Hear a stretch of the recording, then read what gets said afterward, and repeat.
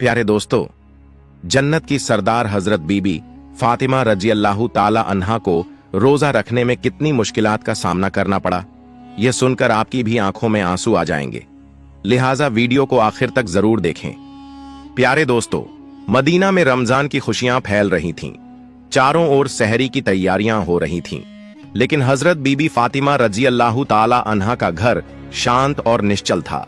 हजरत फातिमा रजी अल्लाह ताला अन्हा पूरी रात इबादत करने के बाद रोजा रखने के लिए सहरी खाने आगे बढ़ीं, लेकिन देखा कि घर में एक बूंद पानी के अलावा कुछ भी खाने को नहीं था। उन्होंने थोड़ा पानी पिया और अल्लाह से दुआ करते हुए कहा, ऐ अल्लाह, मैं यह रोजा तेरी ही रजामंदी के लिए रख रही हूं। अगर तू हमें तंगी भी देता है तो वह भी तेरी रहमत है। जैसे ही यह दुआ खत्म हुई, मस्जिद ए नबवी से फजर की मधुर अजान की आवाज गूंजने लगी, जो मानो पूरे मदीना को इबादत के लिए जगा रही थी। फजर की नमाज अदा हो चुकी थी। मदीना के आसमान में सूरज झांकने लगा था। कुछ सहाबा मस्जिद ए नबवी से बाहर निकल रहे थे और कुछ व्यापारी रोजी रोटी कमाने के लिए निकल पड़े थे। इसी बीच हजरत अली रजी अल्लाह ताला अन्हु भी काम की तलाश में घर से बाहर निकले। इधर जैसे जैसे सुबह आगे बढ़ रही थी, वैसे वैसे भूख की तड़प भी बढ़ती जा रही थी। हजरत फातिमा रजी अल्लाह ताला अन्हा ने भी तो पानी के अलावा कुछ नहीं खाया था, फिर भी वह घर के एक कोने में बैठकर अल्लाह की इबादत कर रही थीं। इसी समय छोटे हसन और हुसैन रजी अल्लाह ताला अन्हुमा धीरे धीरे अपनी मां फातिमा रजी अल्लाह ताला अन्हा के पास आए और मासूम आवाज में बोले, अम्मी जान, हमें बहुत भूख लगी है, हमें कुछ खाने को दो, अब तो भूख सहन नहीं हो रही। यह सुनकर हजरत फातिमा रजी अल्लाह ताला अन्हा की आंखों के कोनों में आंसू आ गए। दिल कराह उठा, लेकिन वह कुछ कह नहीं सकी। फिर भी अपने बच्चों के सामने मुस्कुराकर बोली, बेटा, ये दुनिया तो बस एक इम्तिहान है, थोड़ा सब्र करो, इंशाअल्लाह तुम्हारे अब्बा जान कुछ खाना लेकर आएंगे। यह सुनकर छोटे हसन और हुसैन रजी अल्लाह ताला अन्हुमा खुश होकर वहां से चले गए, लेकिन बेचैनी से इफ्तार का इंतजार कर रहे थे। हजरत फातिमा रजी अल्लाह ताला अन्हा को भी बहुत तेज भूख लग रही थी, सिर हल्का झंझना रहा था। तब उन्होंने अल्लाह से दुआ की, ऐ अल्लाह, तू ही हमारा रिज्क देने वाला है। ऐ अल्लाह, हमें रिज्क अता फरमा, हमारे बच्चों को तकलीफ सहने की ताकत दे। ऐ अल्लाह, हमारे ईमान को मजबूत रख। इस कठिन परीक्षा के बावजूद उनके दिल में न कोई शिकायत थी, न कोई मायूसी, बस सब्र और अल्लाह पर भरोसा था। इधर हजरत अली रजी अल्लाह ताला अन्हु को अब तक कोई काम नहीं मिला था। सूरज धीरे धीरे आसमान के बीचों बीच पहुंच चुका था। चलचिलाती धूप और गर्मी की तपिश मदीना की जमीन को जला रही थी। लेकिन जैसे ही हजरत अली रजी अल्लाह ताला अन्हु को घर की याद आई, उनकी आंखों में आंसू आ गए। आखिरकार हजरत अली रजी अल्लाह ताला अन्हु एक सहाबी के घर गए और सलाम करके बोले, भाई, हमारे घर में खाने को कुछ भी नहीं है, क्या आप मुझे कोई काम दे सकते हैं? तब उस सहाबी ने कहा, या अली, अल्लाह की कसम, अगर मेरे पास कुछ होता तो मैं जरूर तुम्हारे लिए रखता, लेकिन मेरे घर में भी कई दिनों से चूल्हा नहीं जला, मैं भी भूखा हूं। यह सुनकर हजरत अली रजी अल्लाह ताला अन्हु उदास हो गए। फिर उन्होंने सहाबी को तसल्ली देते हुए कहा, निश्चित रूप से अल्लाह कोई ना कोई रास्ता बनाएगा।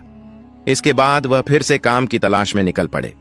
कुछ दूर जाने के बाद उनके दिल में ख्याल आया कि शहर के किनारे एक अमीर व्यापारी रहता है, अगर मैं उसके पास जाऊं तो शायद कोई काम मिल जाए। यह सोचकर वह उस अमीर व्यापारी के घर की ओर बढ़ने लगे। इधर हजरत फातिमा रजी अल्लाह ताला अन्हा दरवाजे पर खड़ी हजरत अली रजी अल्लाह ताला अन्हु के घर लौटने का इंतजार कर रही थीं। उनकी आंखें करून से भरी हुई थीं। ठीक उसी वक्त छोटे हसन और हुसैन रजी अल्लाह ताला अन्हुमा भूख की तड़प सहन न कर सके और धीरे धीरे अपनी मां के पास आकर मासूम आवाज में फुसफुसाए, अम्मी जान, अब्बा जान कब घर आएंगे? यह सुनकर हजरत फातिमा रजी अल्लाह ताला अन्हा का दिल दर्द से भर उठा। उनकी आंखों में आंसू चमकने लगे, लेकिन फिर भी उन्होंने अपने बच्चों को दिलासा देते हुए कहा, बेटा, थोड़ा सब्र करो, यकीनन अल्लाह हमारी मदद करेगा। इधर हजरत अली रजी अल्लाह ताला अन्हु उस अमीर व्यापारी के घर पहुंचे और सलाम करके बोले, भाई, क्या आपके पास कोई काम है? मैं काम करना चाहता हूं। वह अमीर व्यापारी कुछ देर चुप रहा, फिर बोला, हां, मेरे खजूर के बाग में कुछ काम है। तुम वहां कुछ घंटे काम कर सकते हो, लेकिन मेरी एक शर्त है। मैं तुम्हें मजदूरी के बदले पैसे नहीं दे सकता, लेकिन मैं तुम्हें कुछ खजूर दे सकता हूं। हजरत अली रजी अल्लाह ताला अन्हु को अपने घर की भूख और मुश्किलों का ख्याल आया, जिससे उनका दिल कांप उठा और आंखों में आंसू आ गए। उन्होंने तुरंत इस काम को करने के लिए हामी भर दी। इसके बाद हजरत अली रजी अल्लाह ताला अन्हु खजूर के बाग में काम करने लगे। मालिक के आधे हुक्म से भी पहले उन्होंने सारा काम अकेले पूरा कर दिया। इस तरह कई घंटे बिना रुके कड़ी मेहनत करने के बाद वह फिर उस अमीर व्यापारी के पास गए और कहा, मैंने आपके आदेश के अनुसार सारा काम पूरा कर दिया, अब मेरी मजदूरी अदा करें। तब उस अमीर व्यापारी ने कुछ खजूर हजरत अली रजी अल्लाह ताला अन्हु के हाथों में रख दिए। खजूर पाकर वह बहुत खुश हुए और तुरंत अल्लाह का शुक्र अदा करते हुए बोले, ऐ अल्लाह, तू ही हमारा रिज्क देने वाला है। अगर तू हमें आजमाना चाहता है तो हम सब्र करेंगे, लेकिन हमारे ईमान को मजबूत रख। यह कहते हुए वह तेजी से घर की ओर रवाना हो गए। इधर जब हजरत अली रजी अल्लाह ताला अन्हु घर के करीब पहुंचे, तब मदीना का आसमान गहरे लाल रंग में रंग चुका था। सूरज पश्चिम की ओर झुक रहा था और चारों ओर इफ्तार की तैयारियां चल रही थीं। उसी वक्त थके हुए जिस्म के साथ हजरत अली रजी अल्लाह ताला अन्हु घर में दाखिल हुए और उसी वक्त मस्जिद नबवी की अजान की आवाज दूर से गूंजने लगी। घर में इफ्तार के